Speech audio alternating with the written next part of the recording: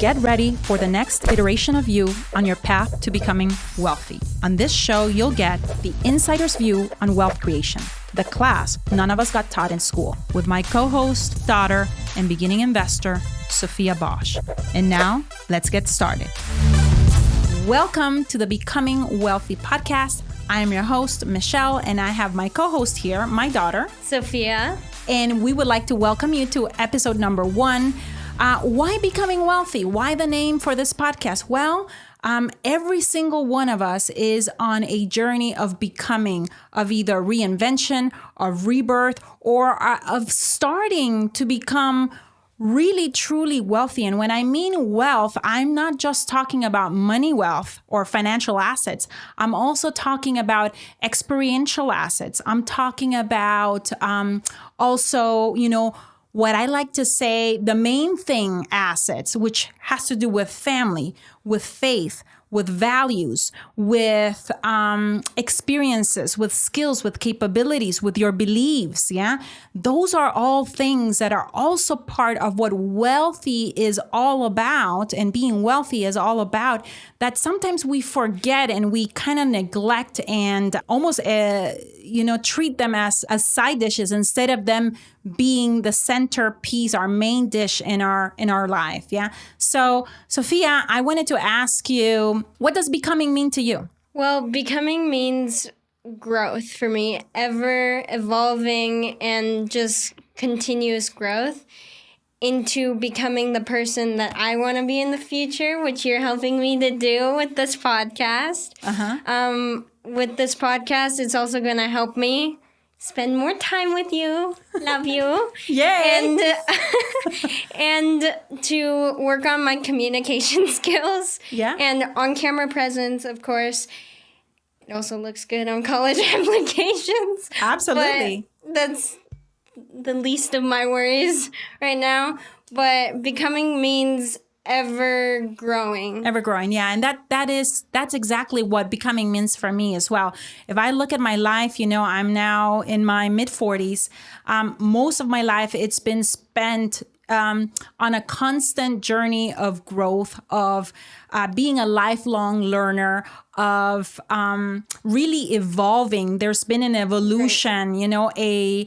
An up-leveling, at many points in my life of where you normalize certain levels and then it's time to up-level again and have a reinvention, have a rebirth, have an evolution, have an ascension in a way, because it's not just a becoming of having material things, but it's also been a becoming of gaining capabilities, of gaining experiences, of actual spiritual growth as well, and really having a need for contribution that goes and extends beyond my personal self, our immediate family, and that now has basically trickled out into a community. Exactly. That's exactly right. So what does wealth mean to you? I mean, you've been hearing around the house always wealth building and wealth creation and assets. What does that mean to you? Well, I know in our family, we make the distinction between rich and wealthy. Most rich people have a lot of money. That's what you think of, right? But it's not just about the money. They're usually miserable because they think they can buy themselves happiness because they're only focusing on the money. Wealth creation and being wealthy, I know you said it before, you have to be healthy.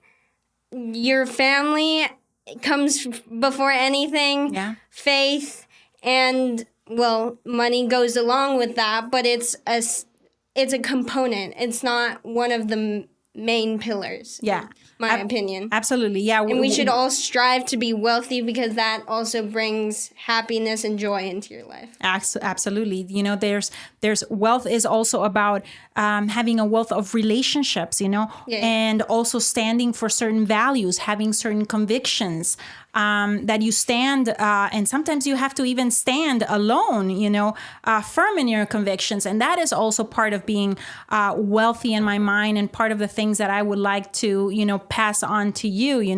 There's this study that I read, where usually second, third, and fourth generation, when there's a transfer of financial assets exclusively, that usually doesn't go too well. It doesn't go so well. By the time the third generation comes around, they've lost it, they've squandered it, and that's because there's been a focus on the passing on of the financial asset, but there's not been a focus on the passing on the knowledge of how to actually build it and maintain it. And exactly, you're exactly right. And how relationships, for example, is one of the number one pillars. Investing in yourself so that you can go out there with a new skill set, with a new capability, and feel strong about yourself, and feel strong about who you are becoming, and stepping into sometimes even opportunities before you're ready. And so that's basically what Wealth Redefined, and how we're going to be redefining wealth here. But make no mistake, there's going to be some hardcore conversations about money, because this podcast is also about financial literacy, about knowing the difference between actually being rich and wealthy, being income statement wealthy, and being balance sheet wealthy, where basically most of your wealth is coming from actual assets. But like I said, it's not just going to be the financial assets that we're going to be talking about, but the others as well.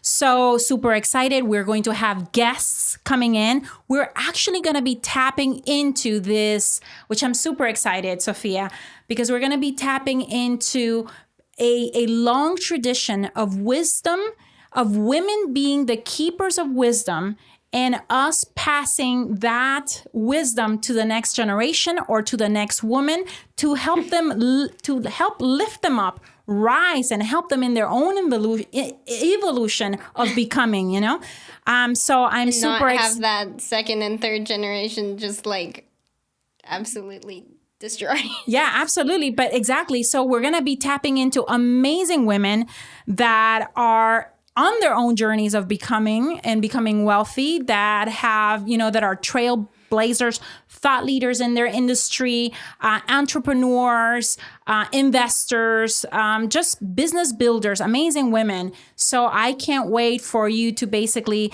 tap into that legacy here with me together, reconnect into that legacy. And actually not even only women, but possibly, men, because at the end of the day, it's this show is about family values, and that involves then the men also being champions for women and helping us gain skills and capability that may not be natural for us ladies, but that any person can learn and become better at.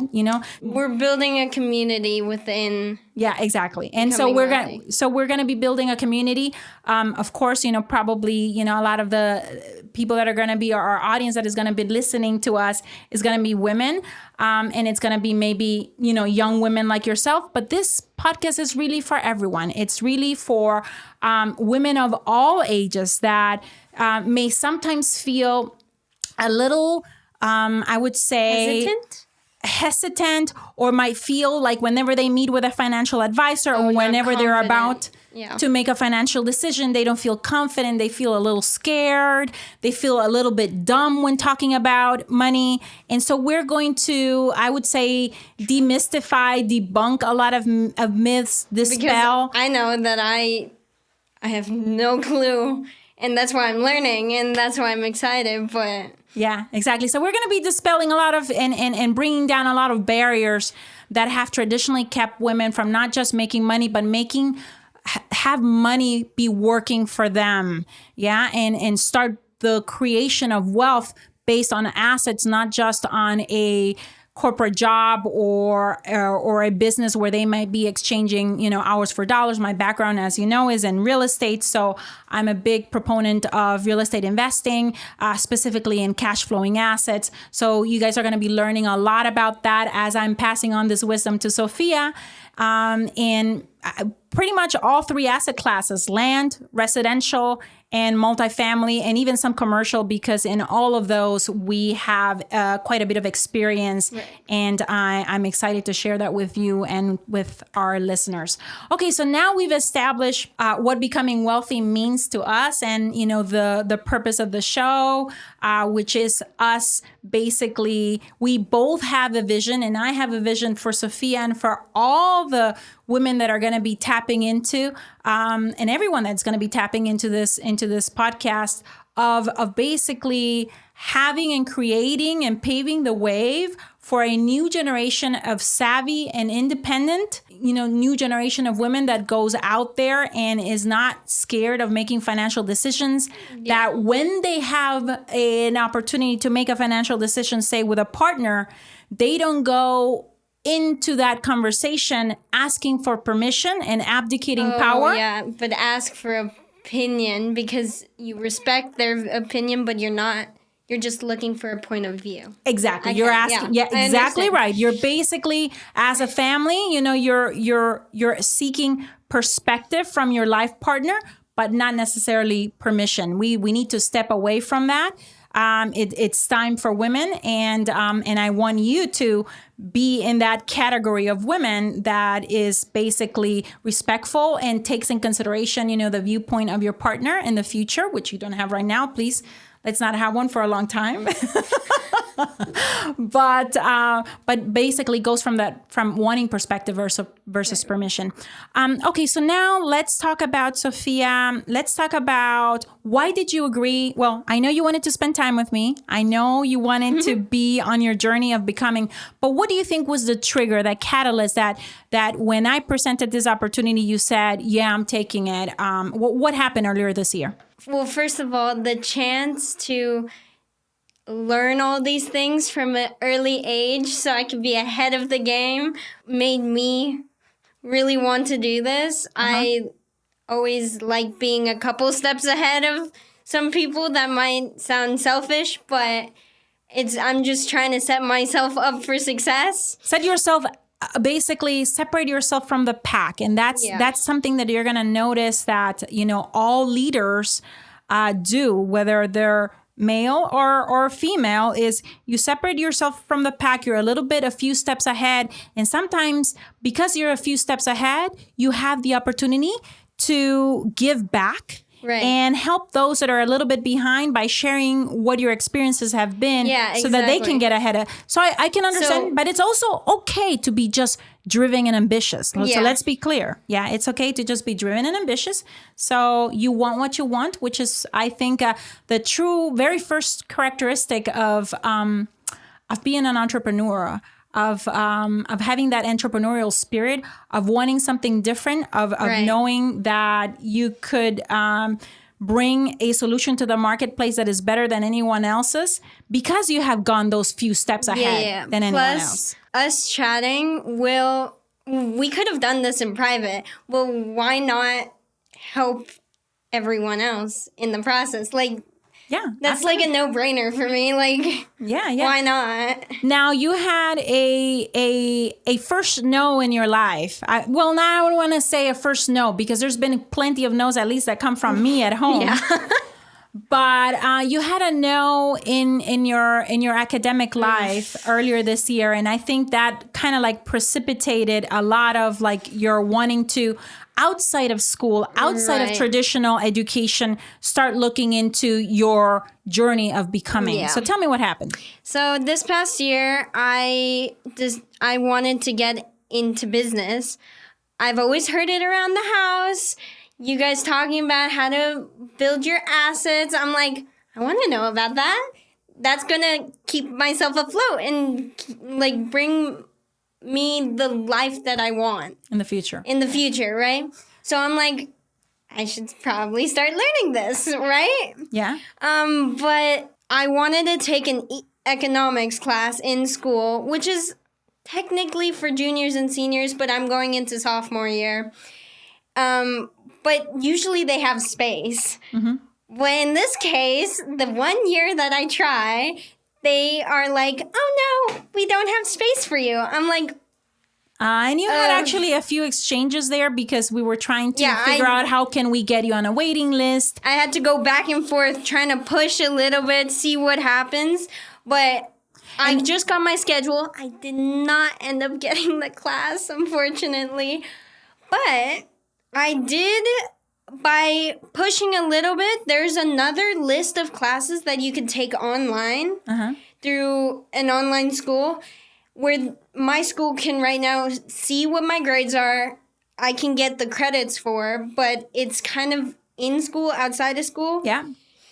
But I found an online marketing class, which sounds great. I can, by the end of the class, I'll be making my own campaign for like a made-up product. It's probably going to be something random and fun, whimsical, but who knows?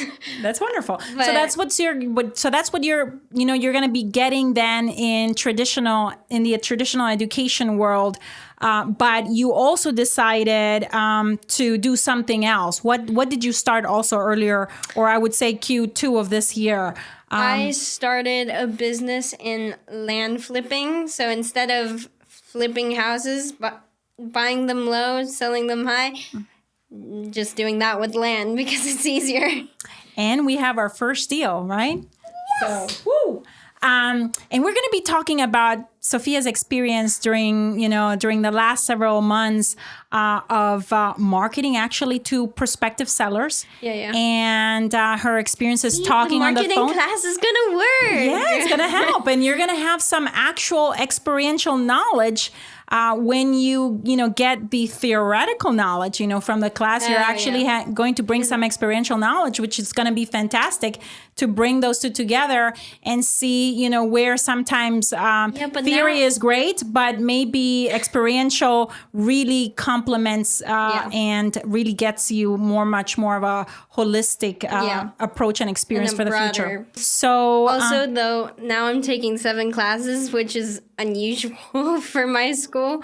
So let's see how that goes. I'm sure you're going to do great. I'm sure you're going to do great. For the listeners, just let's establish. So I'm 15. You're 15. Yeah, incoming sophomore.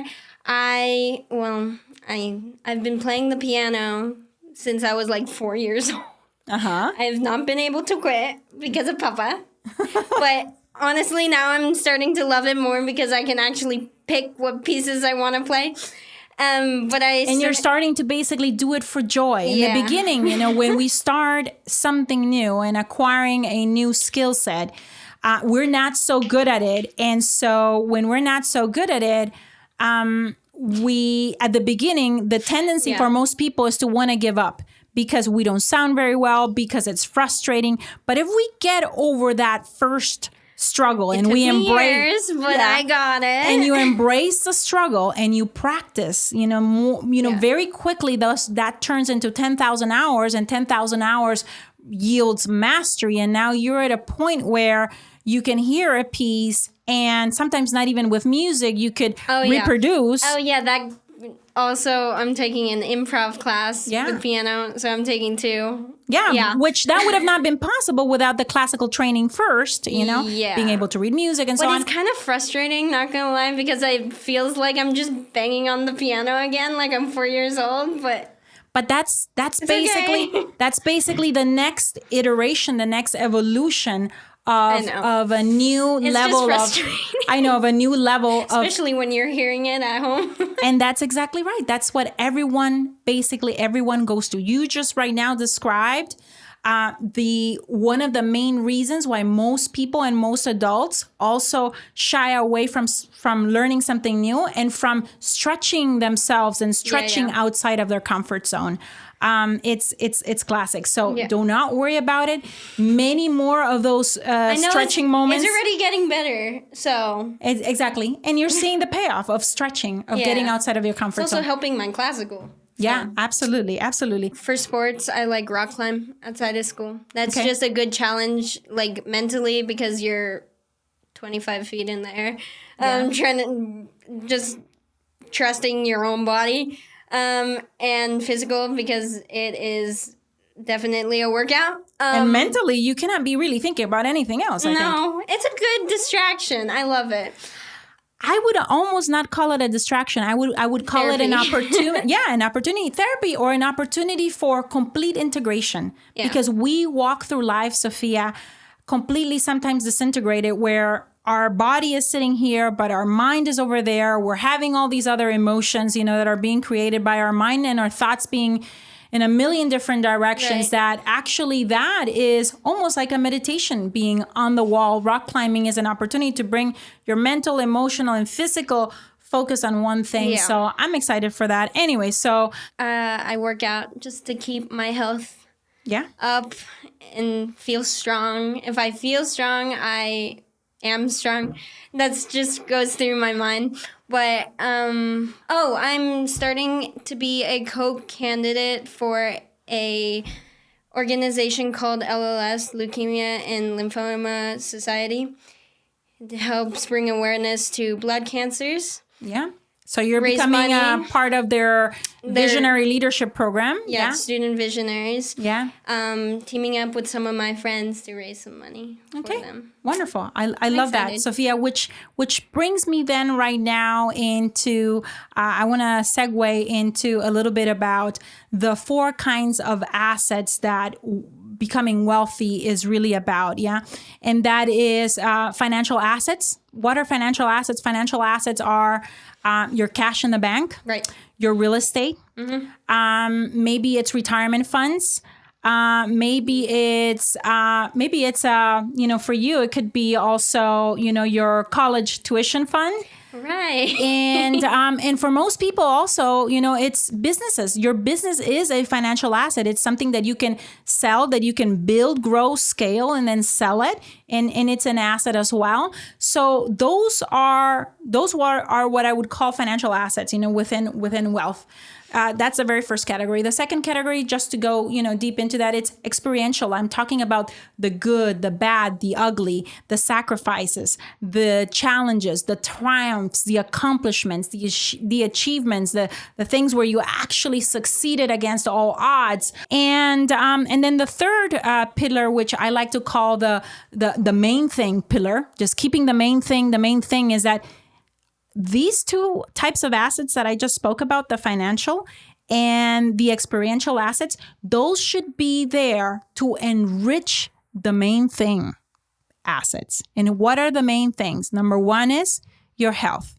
Because without health, how can you enjoy the financial assets? And how can you have experiences? You can't have that. No. So the main thing would be... Plus, in order to succeed well, you have to be healthy. You have to be healthy. You have to feel good in order to do good. In order to good. Absolutely, Sophia. And not only that, we need to think about our health not as a goal, like, okay, I'm going to lose X amount of weight or I'm going to gain X amount of muscle. But that we need to think of it not as a finite goal, but as an infinite goal, something that we're going to do forever in our life.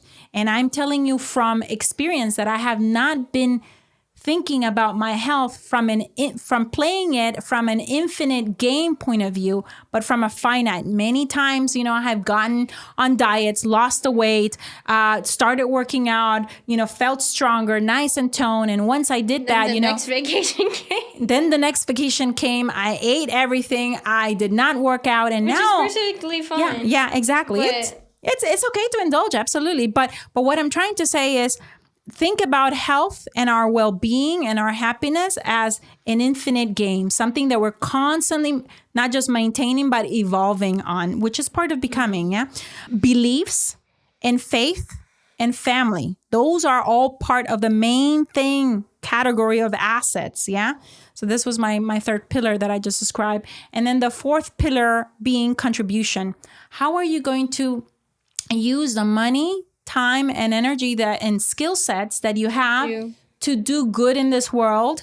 Because, there are so many opportunities out there, and we need to find out what resonates the most with us, what aligns the most with us, what speaks to our heart the most, in order for us to be able to always be doing things with intentionality, things that align with us, not just because it's a next shiny penny and so is doing it, so let me do it as well. We want to be very protective of of our we energy, love. time, and resources, because, you know, it's hard work. Plus, I always think of, you know, that extends even to, you know, to the groups of people that you're going to be a part of when you think of, you know, contributional assets. You always say, like, you attract people that are Like you, that are similar views. That are similar views. And you have to put all of those things first in order to attract those good people into your life. Absolutely. That is absolutely right.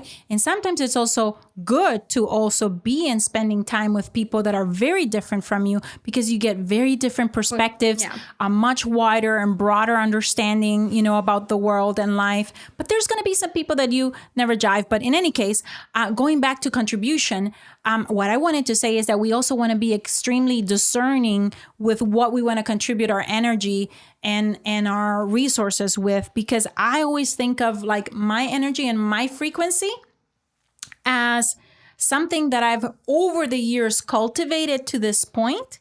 And I'm not just gonna give it away. I worked hard on it. Not just give it away, but when I want to give it away, it's almost like I am leasing. It's a lease on my frequency and on my vibration, on my energy, on my capabilities, on my skill set, on my way of thinking, on my strategies.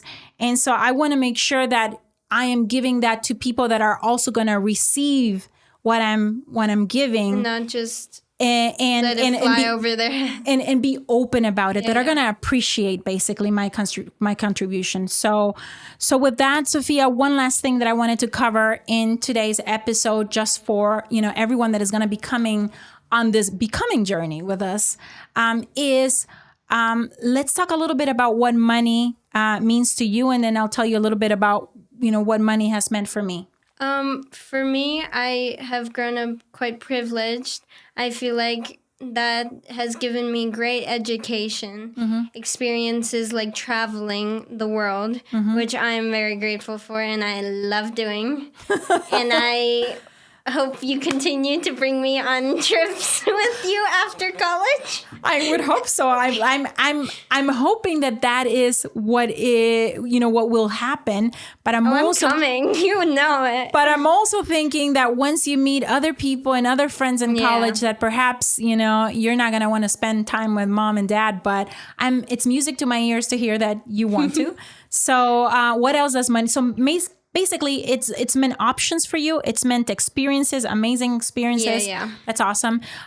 Great. So I just wanted to give you one distinction on money and what money is for me and what it represents for both mom and dad. And that is that money is not just the pieces of paper or the credit card, you know, the plastic and the dollars in the bank account.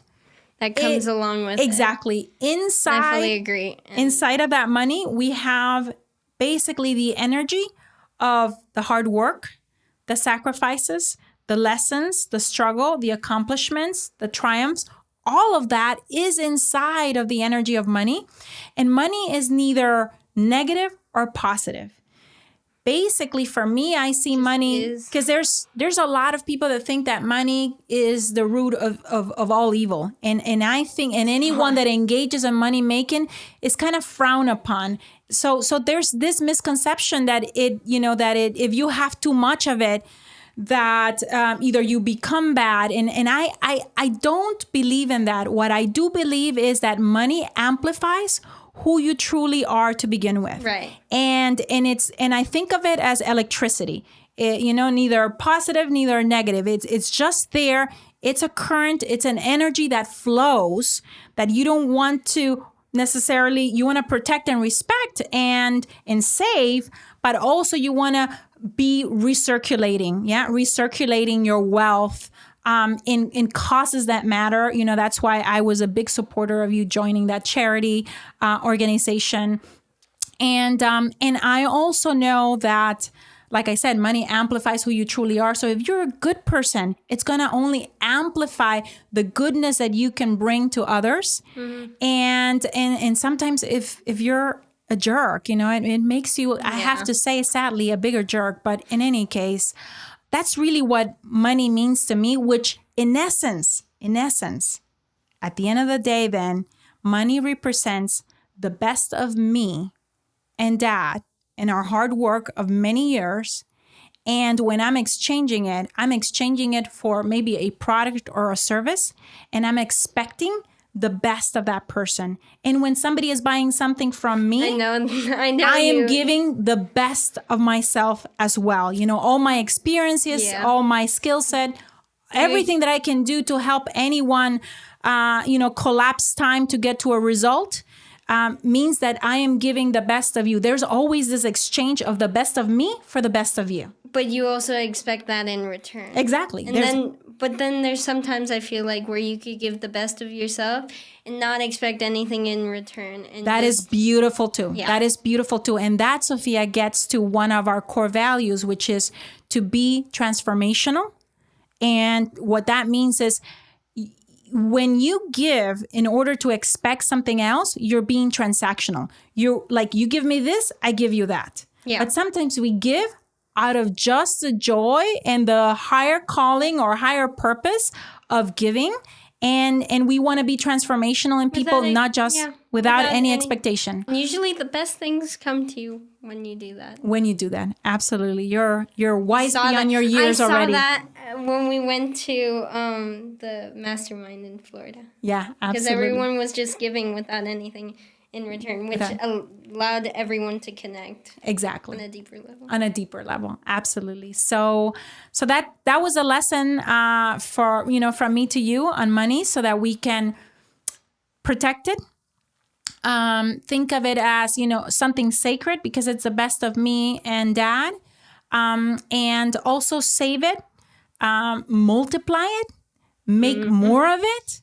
And that there is nothing wrong with that, because in the process of, creating wealth, if your big why, the why you're doing it is a better life for your family, something that is meaningful, that touches you deeply, money making can become a matter of the heart as well. It's not just an intellectual sport and something to boast about, in terms of your bank balances or what your bank account says there is. Is to help. Absolutely. So in the next episode, we are going to be talking about a little bit about passive and active income, income statement wealth versus balance sheet wealth. And I want us to discuss a little bit about your land biz, which is the very first opportunity that you've had to basically go from zero to actually coming into some money, where you're exchanging hours for dollars, which is active income, and there's nothing wrong with that. Yeah. Because active income is the foundation for us to then use those profits to start investing in other assets such as real estate. So with that, I want to thank everyone that, has been listening. I'm excited for every single one of you to come on this journey of becoming with us. And learn not just, from me, from Sophia, our perspectives, our point of view, but from all the amazing guests that we're going to be having here on the show, on what it has meant to become wealthy for them, how they have exactly done it. Has it by buying businesses, by building businesses, by buying real estate? What type of real estate? What was the thing that gave them the edge? All of those things we're going to be discussing here, because I want all that wisdom to go into every single one of you and into your head as well. And it gives me, after having had so many medical challenges this year, the opportunity to not just pass on a legacy of financial assets to you, but a legacy of values, a legacy of experiences, of skill set, of a need for contribution. That I will carry on. Yes, absolutely. That is my own family. Yes, that is my hope. That is something that nobody can take away from you. That is something that can never be lost or eroded if you maintain it and you continue cultivating them. So thank you for being here with me, Sophia. Of course. It's a pleasure to formalize these lessons and spend time together and just learn from each other together. If you liked today's podcast, make sure that you give us a 5-star rating. Share this podcast with an amazing woman in your life. Come along for the ride with us, and we'll see you on episode number 2.